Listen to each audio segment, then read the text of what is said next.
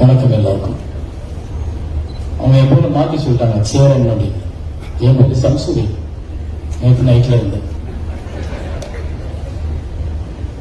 நேற்று தான் நான் ஹபீபி படம் பார்த்தேன். என் பேரு நான் சம்சுதினா நான் ஃபீல் பண்ற மாதிரி ஆயிடுச்சு. ஒரு முஸ்லீம் குடும்பத்துக்குள்ள, அந்த கிராமத்துக்குள்ள, அந்த உறவுகளுக்குள்ள, அந்த கல்ச்சர் அதுக்குள்ள நான் அப்படியே என்னை உள்ள கூட்டிகிட்டு போயிட்டு இப்ப வரைக்கும் என்னால அந்த படத்தை வந்து வெளியே வரவே முடியல. எனக்கு எப்ப பார்த்தாலும் எல்லாரும் துப்பியோட இருக்காங்க, தாடியோட இருக்காங்க, புக்காவோட இருக்காங்க. எல்லாருமே எனக்கு அப்படியே தெரியுறாங்க.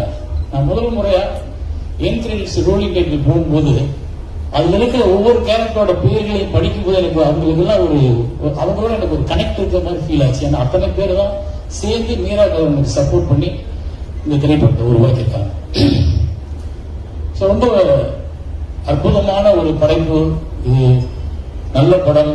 இது வந்து வெற்றி அடையணும், கமர்ஷியல் சினிமாவுக்கு நடுவில் இது ஜெயிச்சிடணும் அப்படின்னா ஒரு நார்மல் வார்த்தைகள் இல்லாம இதுதான் படம் அப்படின்னு சொல்றோம்.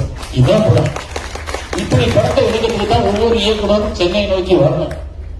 இப்படிப்பட்ட படத்தை எடுக்கிறதுக்கு தான் ஒவ்வொரு இயக்குனரும் சென்னை நோக்கி வரணும் அப்படின்னு சொல்ல தோணுது. லைட் ஓகேயா? No no no no flow கெட்டு போச்சு. சரி, இது பார்த்ததுக்கு அப்புறம் எனக்கு என்னன்னா ஒரு இயக்குனர், நான் நிறைய படங்கள் பார்க்கிறேன், நிறைய நல்ல படங்கள் எடுத்திருக்காங்க, நிறைய நல்ல இயக்குனர்கள் உருவாகியிருக்காங்க. தங்கரான் பார்க்கும்போது நான் ரஞ்சித்துக்கு போன் பண்ணி அவ்வளவு பேசினேன் அந்த உழைப்பை பத்தி. ஆனா ஒரு கடந்த 10 வருஷத்துல ஒரு கதைக்குள்ள இவ்வளவு இன்வால்வ் ஆகி, இவ்வளவு கேரக்டர்ஸ் அவ்வளவு இயல்பா உருவாக்கி, ஒவ்வொரு கேரக்டரையும் உயிரோட்டமா மாத்தி நம்ம நம்ப வச்சு அந்த கிராமத்துக்குள்ள நம்மளே உள்ள போக வைக்கிறதுக்கு இந்த மீரா கவர்னோட உழைப்பு வந்து ஹர்ஷம். அவ்வளவு உழைச்சிருக்காரு அந்த படத்துக்கு.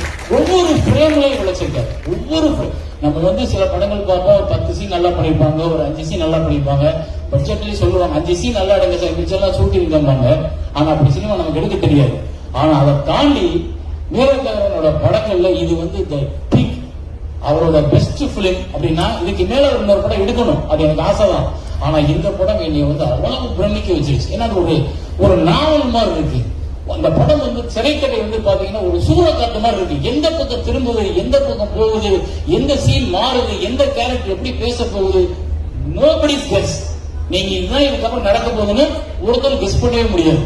அந்த அளவுக்காக ஸ்கிரீன் பிளேல நம்ம நினைப்போம் இதுதான் வரப்போகுது அப்படின்னு. ஆனா வேற ஒண்ணு வரும். ஆனா நம்ம நினைச்சத விட பிரமாதமா இருக்கும். அவங்க பேசுற டயலாக்ல இருந்து ஒன்னொன்னு பிரமாதமா இருக்கும். இந்த படம் வந்து ஒரு வாழ்வியல், 30 வருஷம் வாழ்வியல்ல ஒரு மனிதன் 30 வருஷத்துக்கு முன்னாடி எங்க இருந்தான், 30 வருஷத்துக்கு அப்புறம் எங்க இருக்கான், 30 வருஷத்துக்கு முன்னாடி ஒரு ஆணிடம் ஒரு பெண் எதை பேச தயங்கினால் அவர் 30 வருஷத்துக்கு அப்புறம் அந்த ஆண் கிட்ட அந்த பெண் எதை தைரியமா பேசுறா. அதுக்கான காரணம் படிப்பு, பொருளாதாரம், முன்னேற்றம். இது எல்லாம் ஒரு மக்களை வந்து எந்த இடத்துல வளர்த்திருக்கு. பெண் உரிமைன்னு பேசுறோம், பெண் உரிமையை கொடுக்கறது இல்ல. பெண்கள் இப்ப அதுவா எடுத்துக்க ஆரம்பிச்சுட்டாங்க, அவங்களே பேசுறாங்க. எனக்கு கடைசியில அந்த பெண் பேசும்போது நீ எனக்காக ஏன் பேசுற அப்படின்னு கேட்பான்.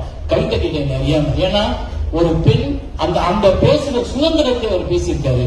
அப்புறம் ஒரு சமூக மாற்றத்துல ஒரு 30 வருஷத்துக்கு முன்னாடி நம்ம வாழ்வில் எங்க இருந்துச்சு, நம்ம கிராமம் எங்க இருந்துச்சு, வெளிநாடுகள் போறது குற்றம்னு சொல்றோம். ஆனா வெளிநாடு போய் தான் பிழைக்கணுமா, நம்ம ஊர்ல பிழைக்க முடியாதான்னு பேசுறோம்.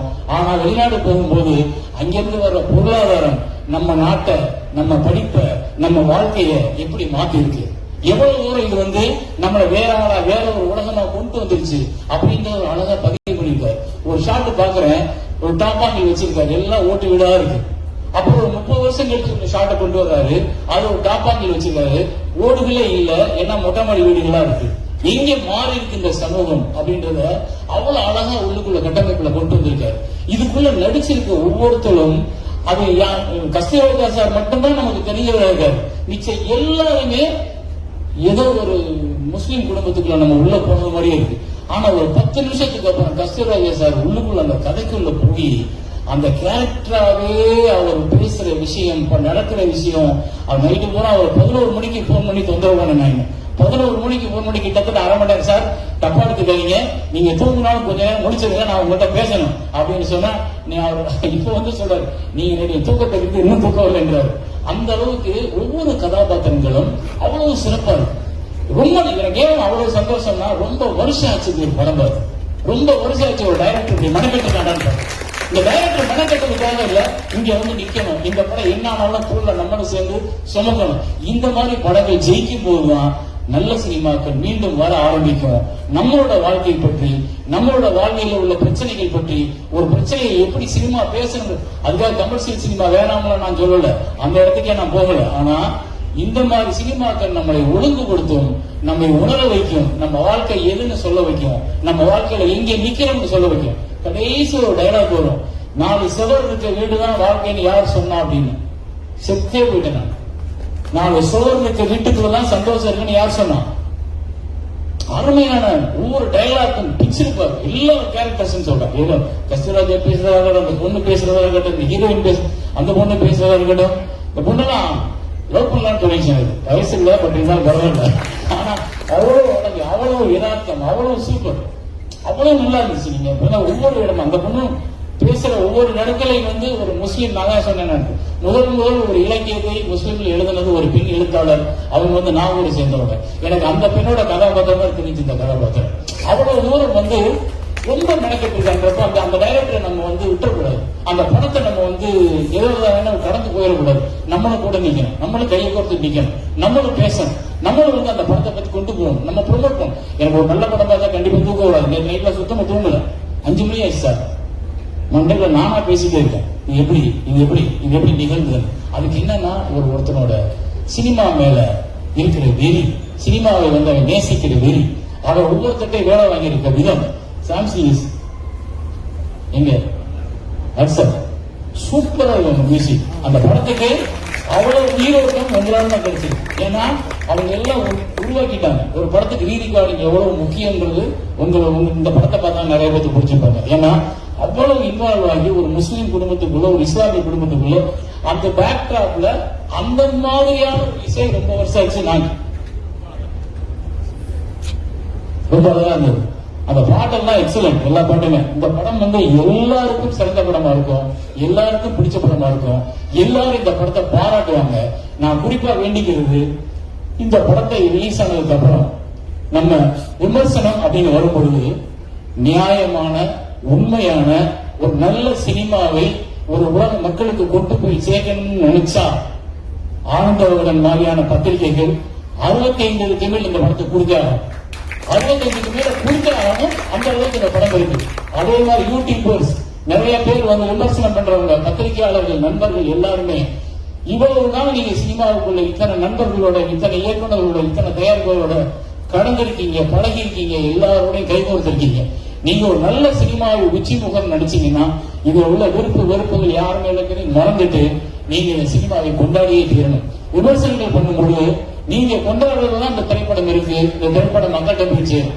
இது வந்து ஒரு ஹீரோக்கள் இருக்கிற, ஒரு அறிமுகமான ஆட்கள் இருக்கிற படங்கள் இல்ல. அதனால எல்லாம் புதுசுன்றப்ப ஒரு போஸ்டர் பார்க்கணும், நம்மளால என்ன பண்ணுவாங்கன்னா இது ஒரு முஸ்லீம் கலாச்சாரம் உள்ள படம், எல்லாம் புதுசா இருக்காங்க அப்படின்னு நினைப்பாங்க. அப்ப அவங்களுக்கு முதல்ல நம்ம சொல்ல வேண்டியது, யாரு சொன்னா கேட்கறாங்கன்னா இந்த விமர்சனம் பண்றாங்கல்ல, எல்லா விமர்சனங்களும் சொல்றேன், அதாவது யூடியூப்ல பண்றவங்க, எழுதுறவங்க எல்லாரும் சொல்றீங்க, நீங்க எல்லாருமே ஒரு சினிமாவை இத்தனை வருஷம் நீங்க பார்த்திருக்கீங்க, இத்தனை வருஷம் சினிமாவில் வாழ்ந்திருக்கீங்கன்னா இந்த சினிமாவுக்கு உண்மையாக உங்க விமர்சனம் தேவை என்பது என்னோட தாழ்மையான வேண்டுகோள். இந்த படத்தில் நடிச்ச அத்தனை பேருக்கும் என்னோட வாழ்த்துக்கள், இசையமைப்பாளர் வாழ்த்துக்கள், அந்த தயாரிப்பாளருக்கு வாழ்த்துக்கள். வீரகதிரான் வாங்க, நான் 3 மணி நேரம் கட்டி முடிச்சுட்டேன். 4